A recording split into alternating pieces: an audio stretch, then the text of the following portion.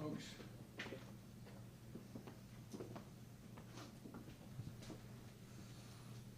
You all set? All right. Yesterday, families all across America gathered together with their loved ones and to give thanks. We have much to be thankful for in America. The food on our tables, the family and loved ones in our homes, and the many blessings that come from living in the greatest nation on earth. And today, we can also be thankful for families being recruited and reunited with loved ones who have been held hostage for nearly 50 days. Beginning this morning, under a deal reached by extensive U.S. diplomacy, including numerous calls I've made from the Oval Office to leaders across the region, fighting in Gaza will halt for 4 days. This deal also is structured to allow a pause to continue for more than 50 hostages to be released. That's our goal. This morning, I've been engaged with my team as we began the first difficult days of implementing this deal. It's only a start, but so far it's gone well.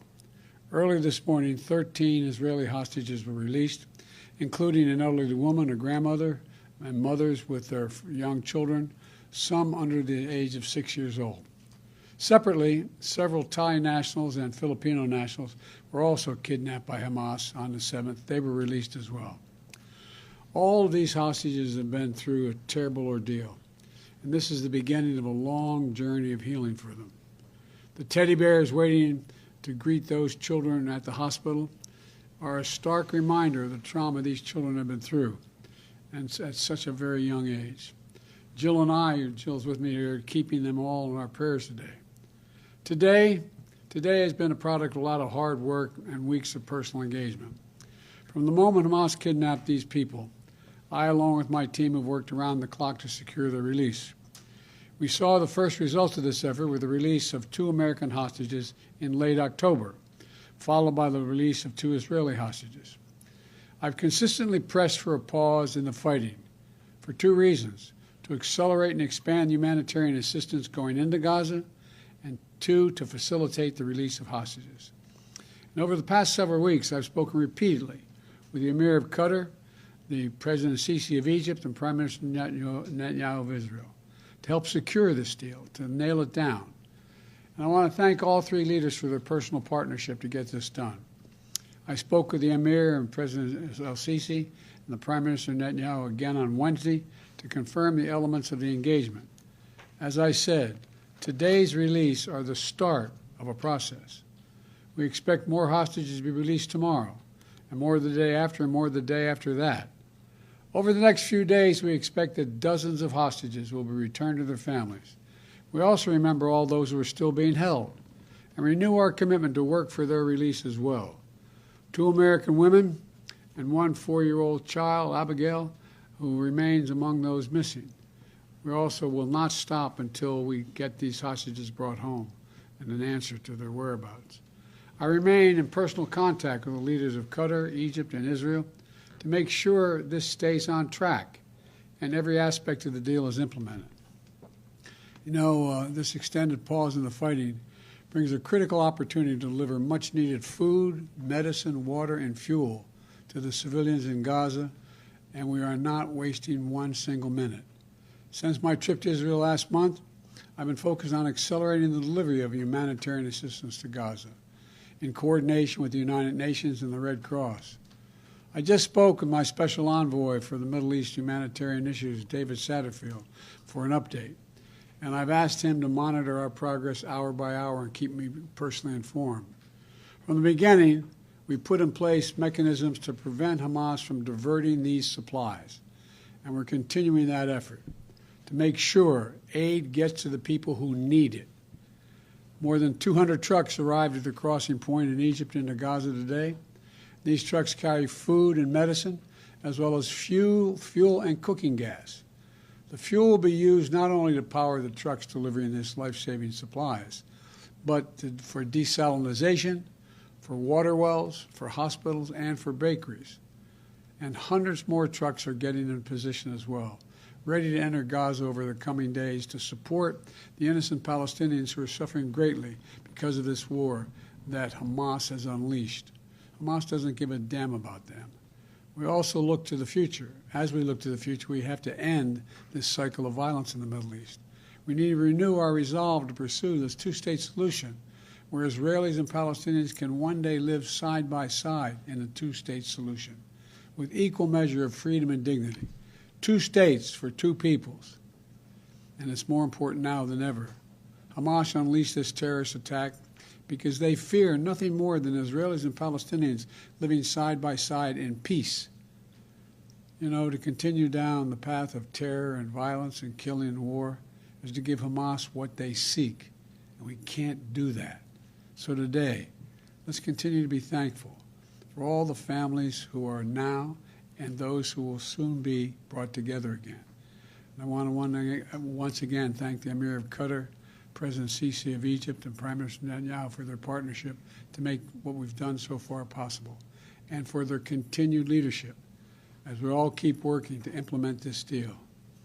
And over the coming days, I'll remain engaged with leaders throughout the Middle East as we all work together to build a better future for the region, a future where this kind of violence is unthinkable, a future where all children in the region, every child, Jewish, Muslim, Christian, Israeli, Palestinian, Arab, grow up knowing only peace. That's what we do. We're waiting now. Just a matter of, I thought maybe even as soon as by the time I got here. But in the next hour or so, we'll know what the second wave of releases are. And I'm hopeful that it's as we anticipate. So thank you all for listening. I'll take a few questions. Mr. President, when will the first American hostages be released since none were included today? We don't know when that will occur, but we expect it to occur. And we don't know what the list of all the hostages are and when they'll be released, but we know the numbers they're going to be released. So it's my hope and expectation will be soon. And of the 10 Americans that are unaccounted for, do you know all of their conditions? Are they all alive?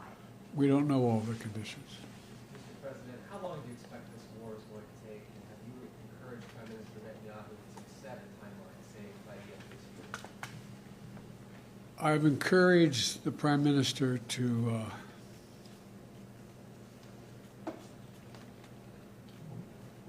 focus on trying to reduce the number of casualties while he is attempting to eliminate Hamas, which is a legitimate objective he has.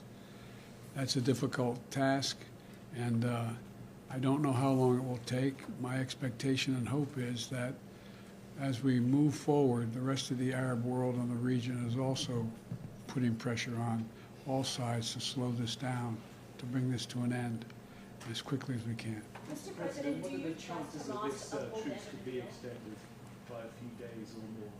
I think the chances are real. Mr. President, there are members of your party who would like to see conditions placed on aid to Israel.